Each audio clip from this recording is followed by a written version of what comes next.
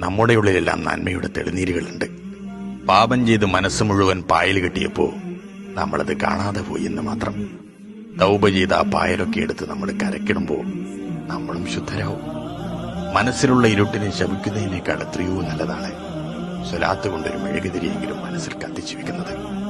തീർച്ച മരിച്ചു ചെല്ലുമ്പോൾ അതൊരു ചൂട്ടായി വന്ന് നമ്മെ സ്വർഗത്തിലേക്ക് ആനയിക്കും. മുത്തുനബിയുടെ പരിമളമുള്ള സുന്ദരമായ സ്വർഗം. പുണ്യനബീന് സ്വാഗതം, പരിധിലാകെ ശോഭിതം, ധന്യമദീനയിലാദരം. മർഹബാ മർഹബാ മർഹബൻ ബിശഹരി ഹബീബിൽ ഹുദാ, മർഹബൻ ബിശഹരി ഹബീബിൽ ഹുദാ.